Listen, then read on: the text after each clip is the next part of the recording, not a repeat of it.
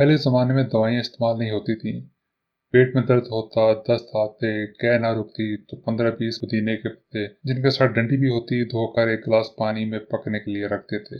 आधी चमची सौंफ और 2 छोटी इलायची लेकर मिला देते। 3-4 जोश आ जाते तो उतार कर ठंडा करके छान कर थोड़ा थोड़ा पीने से पेट का मसला ठीक हो जाता था। आप 1.5-2 गिलास पानी में भी बना सकते हैं और छोटे बच्चों को भी दे सकते हैं। हमारे यहाँ खवातीन चेहरा निकालने के लिए बेशुमार टोटके करती हैं। 1.5-2 किलो पानी में आधी कटी पुदीना टहनियों समेत धोकर डालें। इसे पकाएं फिर ढाँप कर रख दें। छान कर बोतल में भर लें। सुबह के वक्त आप एक प्याली या एक छोटा गिलास भर कर रोजाना पी लें। चंद दिनों में आपका रंग निखर जाएगा।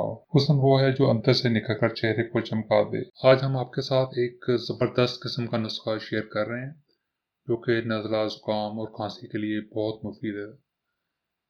इस नुस्खे में जो चीज़ें इस्तेमाल होंगी उनमें सबसे पहले जो चीज़ आपने लेनी है वो है अदरक। आप कोई भी ले सकते हैं, फ्रेश अदरक ले लें। उसके बाद जो चीज़ इसमें शामिल होगी वो है इलायची, सब्ज़ इलायची। उसके बाद हम इसमें डालेंगे सौंफ और ज़ीरा। और चौथे नंबर पे इसमें हम डालेंगे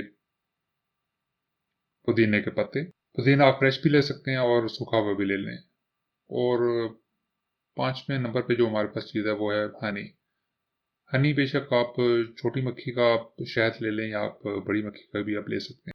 इन सब चीज़ों को आपने एक बर्तन में डाल लेना है। उसमें आप 4 कप पानी डाल लें। जैसे कि हमने सारी चीज़ें इसमें डाल ली हैं और ये हमने अब 2 कप बनाना है तो हमने इसमें 4 कप पानी डाला है। शहद नहीं इसमें डालना आपने। और सारी और अच्छी तरह से इसको आपने गर्म करना है।